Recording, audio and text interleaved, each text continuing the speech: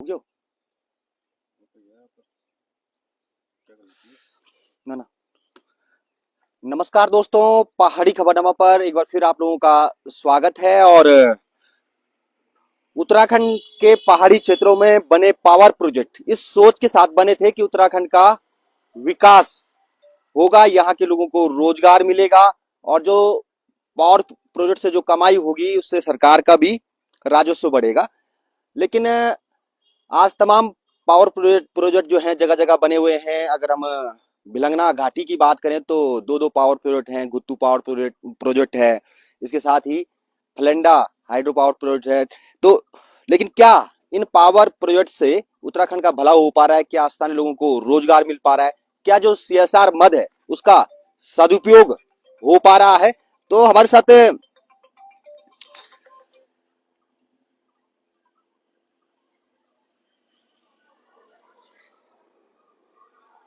हमारे साथ रतनमणि भट्ट जी हैं, जिन्होंने एक आरटीआई भी गुत्तू जो पावर प्रोजेक्ट है उस पर लगाई थी। तो क्या सूचनाएं उनके पास हैं और वो स्थानीय व्यक्ति भी हैं, तमाम इन चीजों से जुड़े हुए हैं। तो सबसे पहले भट्ट जी, स्वागत है आपका। धन्यवाद भाई साहब। मैं पहाड़ी खबरनामा और आपके जो दर्शक हैं सभी लोगों का पहले तो प्रथम मैं प्रणाम करता हूँ, सभी लोगों का धन्यवाद करता हूँ।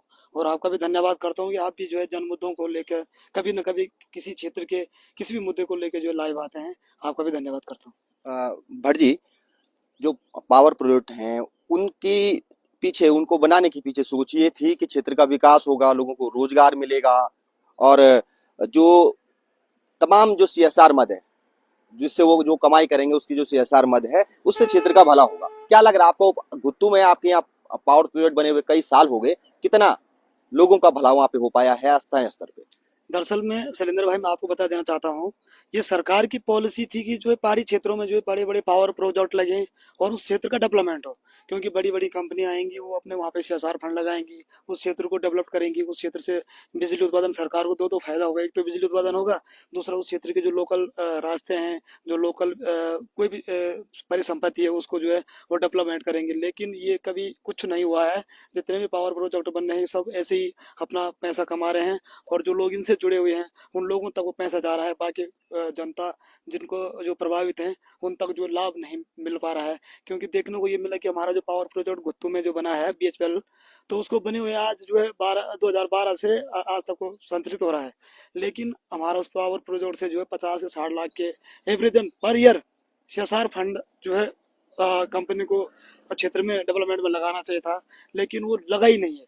फिर भी 2020 में जब कोरोना काल चला था तो उस समय मैंने उनको बोला था यार कि आप सीएसआर फंड से क्षेत्र में एक तो हमारा जो पंजाब हॉस्पिटल है वहाँ पे वैक्सीन की व्यवस्था कराओ, वहाँ पे एक अल्ट्रासाउंड मशीन लगाओ, एक्सरे मशीन लगाओ। वो हॉस्पिटल में जो है जो कोरोना कोरोना काल के दौरान जो वो बन रहे थे बड़े बड़े वो टीन शेड बना रहे थे, वो कोरोना जो लोग कोरोना पॉजिटिव हो रखे थे उनके लिए बना रहे थे। मैंने कहा एक बड़ा हॉल वो बना दो, कहीं जो है गैस सिलेंडर जो मंगा रहे थे जो सिलेंडर उसके लिए कहीं पैसा दो। लेकिन उनके द्वारा कुछ नहीं दिया कि उनके सिर्फ उनके द्वारा उस समय जो है 100 किट राशन की दी गई, जो कि मात्र कितने की होगी, 1 1.5 2 लाख रुपए की वो राशन की किट होगी। उससे ज़्यादा उन्होंने कुछ नहीं किया। उसके बाद मैंने 2021-22 में पे एक आरटीआई लगाया कि वो मुझे पूरा 12 से लेके आज तक हमारा जो सीएसआर फंड है उसकी मुझे पूरी जानकारी दो। पैसा तुमने कहाँ लगाया, किस मद में लगाया, कैसा लगाया, कहाँ लगा, वो पैसा लगा नहीं लगा। तो उनका उस समय भी 2 3 बार के आरटीआई में मुझे कोई संतोषजनक जवाब नहीं मिला। एक जवाब मिल भी रखा था, उसमें मैं आपको कभी टाइम लगे तो सार्वजनिक करूंगा, वो मेरे पास भी संभाल रखा है मैंने, जिसमें कि कहीं पैसा उनका बाहर बांट रखा है। तो उस पैसे का भी हम हिसाब लेंगे कि तुमने बाहर दिया, प्रभावित हमारा गुत्तू हो रखा है, तो बाहर ये पैसा क्यों गया उसका भी हिसाब देंगे। फिर दोबारा उनके साथ 2 3 बार के आईटीआई लगाए तो उनका संतोषजनक जवाब नहीं मिला। लेकिन जब परसों मैंने बैसाखी में जब उनका क्षेत्र के साथ जो तानाशाही रूप था, हमारे भिलंग में जो बैसाखी का मेला जो हमारे गुत्तू में जो पर्व मनाया जाता है, उसके लिए नदी के लिए जो हमारे गुत्तू में सारथी समाज जो हमारे संगठन है उसके द्वारा उनको 4 दिन पहले 15 दिन पहले पत्र दिया गया था कि हमें जो है 13 तारीख को जो गुत्तू में बैसाखी के दिन जो है पूरा जल प्रवाह चाहिए, जिससे कि हमारे देवी डोलियां जो है स्नान कर पाएंगे। हमारा त्योहार जो वर्षों की भांति जो हमारा प्राचीन ये पर्व है जिसको हम भली भांति मनाएं। पर लेकिन उनके द्वारा नदी में पानी नहीं छोड़ा गया। पानी थोड़ा हल्का पानी, एक टर्बाइन का पानी बंद करके छोड़ा गया था, लेकिन वो पानी गंदा था। तो हमारे जो देव डोरिया था जो आज तक हमारा केंद्र है, तो हमने उस गंदे पानी में उनको स्नान कराना उचित नहीं समझा। उसके बाद हमने पहले दिन फिर उन्होंने मुझे बताया कि ये बात है, मैंने बीएचपीएल के जो कर्मचारी उनसे वार्ता की, मैंने कहा यार पानी आप पूरा छोड़ो, सफाई हो जाएगी, कल सुबह स्नान हो जाएगा। लेकिन उनके द्वारा पानी नहीं छोड़ा गया। फिर सुबह 5 बजे मैं 13 तारीख को उनके कंपनी में वहाँ पावर प्रोजेक्ट में गया। मैंने कहा भाई क्या बदतमीजी कर रहे हैं। फिर भी उन्होंने दोबारा पानी नहीं छोड़ा। फिर मैंने अपने जिलाधिकारी महोदय मयूर दीक्षित जी से बात की। उस समय सुबह 5:30 बज रहे थे। उन्होंने फोन रिसीव किया। मैंने कहा सर ये स्थिति है। तो उन्होंने तत्काल एसडीएम घनसाली को फोन पे वार्ता की और बोला वहाँ पानी छोड़ाओ, पब्लिक का जो है ये जो है पर्व है उसको मनवाओ। फिर हम जाके वो पानी हमें प्राप्त हुआ। लेकिन उसके बाद जब इनका तानाशाह रूप था तो फिर मैंने इन पे आरटीआई लगाई दोबारा। ये आरटीआई है मेरे पास, ये 2 पेज का है, अपना हैंड राइटिंग से मैंने ये टाइप कर रखा है। तो जब इसके जवाब के लिए जो वहाँ पे पटवारी जो है बीएचपीएल के पावर प्रोजेक्ट में गए, तो उनके द्वारा पटवारी जी की जो रिपोर्ट लग रखी है उसमें आरटीआई में, तो ये लग रखी है कि जो हमारे जो एचआर मैनेजर हैं वो बीमार हैं। अब जब वो बीमार जो जब वो स्वस्थ हो जाएंगे उसके बाद जो हम आपको जवाब दे पाएंगे। लेकिन तो आज एक महीना हो गया, तो अभी तक हमें कोई जवाब भी नहीं मिला है।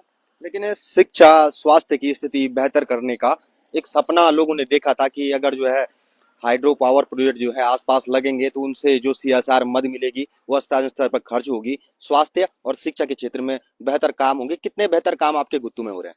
भाई साहब स्वास्थ्य के क्षेत्र में भी उनका कोई बेहतर काम नहीं है। शिक्षा के क्षेत्र में भी कोई बेहतर काम। स्वास्थ्य के क्षेत्र में हमने उनको बोला था कि हमारे जो पंजाब हॉस्पिटल है वहाँ पे जो आपको इतना पैसा आ रहा है सीएसआर फंड का, एक अल्ट्रासाउंड सार्वजनिक है हॉस्पिटल, सार्वजनिक सबके लिए होना था। एक अल्ट्रासाउंड मशीन लगा दो। जो हमारे लोग देहरादून ऋषिकेश भाग रहे हैं यहाँ से, उनके पास कन्वेंस नहीं है, तो लोग अपना वहाँ पे अपना परीक्षण कर सकते हैं। उस पैसे से हम एक टेक्नीशियन वहाँ पे टेक्नीशियन रख सकते हैं। उससे वो पैसा हम पब्लिक से भी 50% पैसा ले सकते हैं उसके लिए, उसके सैलरी के लिए। लेकिन वो भी उनके द्वारा कुछ नहीं किया गया है। वो ऐसा काम करते हैं कि जिसमें उनका बड़ा गबन हो। उनका अपन ने हॉस्पिटल में क्या कर रखा है भाई साहब, कि वो जो हमारा पर्चा बनता है ना, जो हॉस्पिटल का जो ओपीडी पर्चा होता है, उस पर्चे को वहां देते हैं। वो अपने उनका पर्चा वो छपा के वहां दे रखा है, उस पर नीचे लिख रखा है सौजन्य से भी लगना हाइड्रो पावर प्रोजेक्ट। अगर वो पर्चा वो ना दे, क्या सरकार अपने हॉस्पिटल के पर्चा ओपीडी पर्चा नहीं दे सकती है क्या? पर लेकिन वो मोटा गबन करने है ना उसको, तो इसलिए वो पर्चा वहां दे रखा है। एक एम्बुलेंस वहाँ पे हंस फाउंडेशन की चल रही है, लेकिन वो 35,000 रुपये वहाँ कंपनी ये लगना हाइड्रो पावर प्रोजेक्ट से वहाँ जाता है। वो क्यों जाता है, किस लिए जाता है? जब जब उस पे गाड़ी पे जो ये है, एम्बुलेंस अगर हंस फाउंडेशन की है तो 30,000 रुपये वो किस चीज का जा रहा है? वो समझ में नहीं आ रहा भाई साहब। बात तो पैसा उनको क्यों जाता है उस पर से। एक मजेदार बात यह है कि जब वो मशीन जो गाड़ी का भी बाहर किसी वैसे तो महीने में अगर उसका रिकॉर्ड देखेंगे तो गाड़ी महीने में मुश्किल से एक चक्कर कहीं मारती होगी, फिर लिखी एम्बुलेंस एम्बुलेंस या फिर लिखी ऋषिकेश। लेकिन उसको मंथली 30,000 बजा रहा है।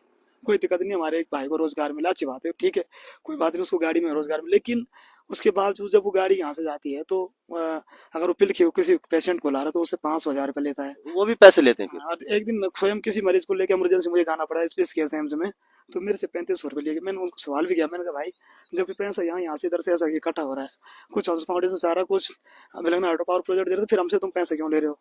फिर वो लोकल थे तो मैं ज्यादा नहीं बोल पाया। लेकिन इस प्रकार के काम, जैसे शिक्षा की बात आप बात कर रहे हैं, तो शिक्षा के क्षेत्र में उन्होंने वहाँ हमने उनको बोला था एक पॉलिटेक्निक कॉलेज खोल दो, एक बड़ा टेक्निकल कॉलेज खोल दो, जहाँ पे हमारे बच्चे बड़ी उच्च शिक्षा प्राप्त कर सकें। या तो आप शिक्षा के क्षेत्र में अगर आपको उससे बेहतर कुछ और करना है, तो कोई बड़ा एक हमें जो है एक बड़ा ये आईटीआई खोल के दे दो। उस आईटीआई में हमारे लोग वहाँ से कुछ टेक्निकल कोर्स करके आगे अपना बढ़ सके। वैसे भी कुछ नहीं है, तो उनका वहाँ पे गवर्न के लिए क्या व्यवस्था कर रखी है कि जो हमारे प्राइमरी के बच्चे हैं ना, जबकि प्राइमरी में हमारी सरकार जो है, भारतीय जनता पार्टी की सरकार जो है अच्छा काम कर रही है। वो क्या कर रही है कि वहाँ पे बच्चों को अब जो ट्रैक सूट गवर्नमेंट दे रही है, जूते गवर्नमेंट दे रही है, फीस गवर्नमेंट दे रही है, किताब गवर्नमेंट दे रही है, कॉफी गवर्नमेंट दे रही है, सब कुछ गवर्नमेंट दे रही है। लेकिन उसके बावजूद ये क्या करते हैं भाई साहब, कि देखो ना, वो ट्रैक सूट बनाते हैं, उसके पीछे लिख देंगे बिलंगना हाइड्रो पावर प्रोजेक्ट, और ट्रैक सूट बांट रहे हैं विद्यालयों में। वो जूता बांट रहे डबल डबल, जबकि दो ट्रैक सूट गवर्नमेंट दे रही है। पर लेकिन वो ट्रैक सूट क्यों दे रहे हैं? क्योंकि ट्रैक सूट में जहाँ 50 ट्रैक सूट जाएंगे वहाँ वो 200 दिखा देंगे, जहाँ जिसका रेट 50 रुपये होगा तो 200 रुपये दिखा देंगे। जूते दे रहे हैं बच्चों को, जूते तुम क्यों, जब गवर्नमेंट दे रही तुम क्यों दे रहे हो भाई? तुम और बेहतर करो ना कुछ, जो हमें जिन चीज की नीड है, तुम उस चीज को करो ना, उसको तुम क्यों कर रहे हो जो ऑलरेडी हो रही है? तो इस प्रकार की वहां पे करे। अभी उन्होंने क्या के बीच में कि जब मैंने हालांकि किया तो कुछ पैसा सीएसआर का तब उन्होंने बांटना शुरू किया क्षेत्र में। अभी 2020-22 तो थोड़े बहुत उन्होंने बांटना शुरू कर दिया, कहीं मंदिरों में, कहीं रास्तों को दे रहे हैं। लेकिन अभी बीच में उन्होंने क्या किया कि वो स्कूलों में जो है 15 अगस्त 26 जनवरी में जो है वो किताब कॉपियां बांट दें। तो किताब कॉपियां गवर्नमेंट और ऑलरेडी बच्चों को दे रही है, तुम क्यों दे रहे हो? हम तो तुमसे ये डिमांड करें कि हमारा जो है सार्वजनिक एक टेक्निकल कॉलेज खोल दो, या एक आईटीआई खोल दो, पॉलिटेक्निक खोल दो, तो शिक्षक। रोजगार की अगर बात करें तो स्थानीय लोगों को ये भी एक संभावना जताई गई थी कि अगर इस तरह की परियोजनाएं बनेंगी तो रोजगार स्थानीय लोगों को मिलेगा। कितना वहां पर रोजगार मिल रहा है आपके लोगों को? तो हमारी उनको रोजगार के लिए मैंने इसमें लिखा है कि कितना परसेंट लोगों को रोजगार मिला। रोजगार हमको किसी को भी नहीं, वहाँ पे कोई परसेंटेज नहीं हमारा, सिर्फ मुश्किल से हमारा एक आदमी वहाँ पे रोजगार में जो है वहाँ पे रोजगाररत है। बाकी जो हमारे वहाँ पे उनके वो उसमें रख रखे हमारे लोग जो है वो सिक्योरिटी गार्ड में, वो सिक्योरिटी गार्ड कंपनी कोई बाहर की है, उसमें हमारे 4-5 लोग सिक्योरिटी गार्ड में है। और लेकिन उन लोगों का देखो उनका शोषण हो रहा है भाई साहब वहाँ। आज की डेट पे जो है उन लोगों को सिर्फ 8 या 10 हज़ार रुपये मिलते हैं, 12-12 घंटे की ड्यूटी करते हैं। तो हमारे लोगों का शोषण यहाँ से भी हो रहा है, वहाँ से भी हो रहा है। जबकि वो अगर वो सिक्योरिटी गार्ड की कंपनी हमारी स्थानीय कंपनी बना दे, हमारे स्थानीय लोगों को वहाँ पे रखते, वो वहाँ पे उनको जो पैसा वो कई बाहर बाहर की कंपनी को दे रहे हैं उनको देते, और उनका सैलरी भी थोड़ा ज्यादा होता है। और बाहर की कंपनी उनको 8 या 9 हज़ार में उनको रोजगार दे रखा है, और वो 12 घंटे उनकी उनसे ड्यूटी ले रही है। लेकिन जो उनकी मेन कंपनी में जो हमारा कोई भी स्थानीय व्यक्ति कोई रोजगार पे नहीं है, ये क्लियर है। क्योंकि जो भी लोग हैं बाहर के लोग हैं, बाहरी के लोग वहाँ पे काम कर रहे हैं, और बाहरी के लोग वहाँ पे जो है अपनी व्यवसाय देख रहे हैं। तो जो आपने आरटीआई लगाई है, कब तक संभावना है आपको कि उसका जवाब मिल पाएगा आपको? देखते मैं अभी वेटिंग में हूँ। मैं अभी सोच रहा हूँ कि वो आदमी जो इनका अचार बीमार हो रखा है वो सही हो जाएगा, हम्म। तो उसके बाद वो मुझे जवाब देंगे। तो नहीं, जवाब उसका टाइम पीरियड एक बाउंडेड होता है ना कि भाई इतने समय के अंदर देना है आपको। देखते हैं। अभी बाउंडेड उनका 1 महीने का होता है, लेकिन दिया नहीं गया मुझे। लेकिन फिर भी मैं अभी चलो एक सिंपैथी है कि वो बीमार है, तो उसके बाद देखता हूँ अगर नहीं देंगे तो फिर हम धरना प्रदर्शन करेंगे। उनसे हिसाब लेना जरूरी है, क्योंकि क्षेत्र का पैसा है, क्षेत्र को हमारा क्षेत्र का हित कर रहे हैं, वो क्षेत्र का हित हम लोग प्रभावित हैं। हमारा जो आप लगाओ इनटेक से, और जहाँ तक इनका पावर प्रोजेक्ट है वहां से हमारी पूरी नदी बंद है। नदी में जल स्तर बिल्कुल नहीं भाई साहब। इनको पहले कंपनी में जो एग्रीमेंट बने थे इतना परसेंट पानी इनको छोड़ना चाहिए था, वो पानी इनका कहीं नहीं छोड़ रखा है। क्योंकि कभी कभी ये होता है कि नदी में हमारा जो भाई साहब 1 मूठ पानी बोलते हैं जिसको, उतना पानी नहीं रहता है। सिर्फ 3 महीने छोड़ के, तीन ये कि जून जुलाई और अगस्त 3 महीने में जो बरसात में जो पानी बढ़ता है जल स्तर, तब नदी में पानी रहता है। अन्यथा 9 महीने पानी नदी में बिल्कुल नहीं रहता है। तो उसमें हमारे कम से कम 10 या 12 मुर्दा घाट आते हैं। तो मुर्दा घाट में क्या होता था भाई साहब, जो पहले हम लोग जो मुर्दा जलाते थे, तो जो अवशेष बचता था तो हम लोग उसको कपड़े में बांध के, वो उसमें पत्थर बांध के नदी में जो गहरे गहरे तालाब होते उसमें डाल देते थे। वहाँ पे क्या होता था कि जलीय जो जीव जंतु होते थे, मच्छियाँ जो भी होते हैं, उसको वो नष्ट कर देते थे। तो वो बीमारी होने की कोई संभावना नहीं थी किसी क्षेत्र में। लेकिन आज की डेट पे जब कोई आदमी कोई बॉडी, जब हम उसको उसका अवशेष बचते हैं ना, तो वो अवशेष को आप कहाँ डालना, नदी में पानी तो रहता नहीं, हम ऐसे उसको डाल देते हैं। उसके बाद वो हमारे जो कुत्ते होते हैं वो कुत्ते उनको लाते हैं। कभी कोई सांप हो उसमें लग जाएगा, कोई जंगली जानवर से गुलदार वगैरह उस पर खा लेंगे। तो वो फिर आपको पता है कि वो फिर हम जैसे जीवित लोगों मनुष्य पर अटैक कर सकता है। क्योंकि वो जब मानव शरीर का जो अंग वो जब खाना शुरू कर देगा, तो हमको भी नहीं छोड़ेगा वो। तो उससे बहुत बड़ी महामारी महामारी होने की संभावना। अगर कोई कुत्ता उसको खा रहा, कुत्ता भी बाद में किसी व्यक्ति पे अटैक करता है, तो वो भी बहुत दिक्कत है। हमने इनको बोला था कि आप जो प्रत्येक जितने भी बीच में ये मुर्दा घाट है, एक बिजली वाले मुर्दा वो घाट बनाओ, जैसे कि जो अवशेष बचे हम उसमें डाल के वो उसको नष्ट कर देंगे। लेकिन इनको सुनाई नहीं देता, बिल्कुल नहीं सुनते इन लोग। हमारे वहाँ पे एक बिलेश्वर धाम है, एक रघुनाथ मंदिर गुत्तू में है, एक चंद्रेश्वर महादेव है। जो उस नदी से जो है सुबह लोग अपने पुजारी लोग वहाँ से नदी से जल लेके तो शिवलिंग में अर्पित करते हुए शिवलिंग का स्नान करते, रघुनाथ मंदिर जी में वहाँ भगवान का रघुनाथ जी का स्नान करवाते, चंद्रेश्वर जी का स्नान करवाते। लेकिन आज पानी ना होने के कारण जो स्नान लोग जो है धार्मिक हमारी भावनाओं पे जो ठेस पहुंच चुका है, हमारे हम धार्मिक अपने अनुष्ठान भी नहीं कर पा रहे हैं, क्योंकि नदी में पानी रहता नहीं है। तो हमने इनको बोला यार, एक आप ऊपर जो अपने जो आपके बियर साइड है वहां से एक पाइपलाइन दे दो, एक उसमें एक कनेक्शन बिलेश्वर धाम में दे दो, एक चंद्रेश्वर में दे दो, और एक रघुनाथ जी में दे दो। लेकिन वो काम भी नहीं कर रहे हैं इनको, मतलब बोलो तो ये सुनते किसी का ही नहीं। हमारी वहाँ पे इतने लोकल हमारे जो त्योहार हैं, तो किसी त्योहार को वो गोद ले लेते, उस त्योहार को करने की जिम्मेदारी लेते। वो भी कोई जिम्मेदारी नहीं। अगर कभी कोई त्योहार में लोग उनसे मदद मांगने जाते हैं, तो वो लोग बड़े मतलब तानाशाही रूप में बोलते हैं कि भाई हमसे जितना हो पाएगा वो करेंगे, हमारे पास ऐसा कुछ नहीं है। तो मतलब ये देखने को ये है कि हमारा क्षेत्र जो है अभी बहुत बैक है। हम जो अपने मुद्दों के लिए जो है हम लोग अपनी आवाज नहीं उठा पाते हैं। एक हमारा जो है एक चीज और भी है, जब ये जो पावर प्रोजेक्ट है, चाहे गुत्तू पावर प्रोजेक्ट हो, जब क्षेत्र में बना तो उसके साइड इफेक्ट भी हुए। आपके जलीय जीव मच्छियां वगैरह पूरी तरह से समाप्त हो गई। आपके जो टनल जो उनकी बनी, उसके आसपास जितने गांव थे वो आज भी जो है उसका दंश झेल रहे हैं, उनमें दरारें पड़ी हुई हैं। इतना अपवस अगर क्षेत्र झेल रहा है, इतना नुकसान अगर क्षेत्र उठा रहा है, तो सीएसआर जो मद है उस पर क्षेत्र का हक होता है, उसका सदुपयोग नहीं हो पा रहा है। तो क्या लग रहा है आपको, कैसे होगी स्थितियां ठीक? अभी जो आप ये दरार वाली बात कर रहे हैं भाई साहब, अभी हमारे 5-7 गांव जो हैं, देवलिंग से लेके अनुगान गांव, भाट गांव, बगर, चंदला, वीना, जोगियाड़ा और ये मलेथा, ये 5-7 गांव जो है सिंधवाल गांव, इनमें बीच में एक बहुत बड़ी दरार गई थी। तो वहाँ के प्रधान हमारे पवन पवार जी ने और हम सब लोगों ने जो है डीएम साहब को वहाँ की जो है भूगर्भ सर्वेक्षण के लिए हमने बोला कि साहब सर्वेक्षण करो, अगर ये दरार पावर प्रोजेक्ट से जा रही है तो इसका कोई प्रोटेक्शन करो, हम लोगों को सुरक्षित स्थानों पर कहीं जो है शिफ्ट करो, विस्थापित करो, ये तो ये पावर प्रोजेक्ट को बंद करो। लेकिन उसके बाद वहाँ जब जूलॉजिस्ट गया तो उसने वो सर्वे किया, तो आज तक वो सर्वे की रिपोर्ट जो सार्वजनिक नहीं हुई। क्यों नहीं हुई? जबकि जूलॉजिस्ट रिपोर्ट कितने 1 महीने 15 दिन में वो सार्वजनिक हो जानी चाहिए थी, आज तक वो भी सार्वजनिक नहीं हुई। तो ये इनके पास पैसा है, ये पैसा दे के जो अपना सब कुछ व्यवसाय अपनी बना रहे हैं। मेरे पास इन्होंने एक दिन, मैंने इनको ऐसे ही बोला, इन्होंने मेरे ऊपर जो मुकदमा दर्ज करवाने का प्रयास किया। इन्होंने मुझे जो है एसएसपी ऑफिस से, घनसाली थाने से, हर जगह से डराने का काम किया इन्होंने, बिलंगना हाइड्रो पावर प्रोजेक्ट ने। मुझे एसओ के फोन आए घनसाली से, मेरे पास अभी वो शायद कहीं पड़ा होगा वो।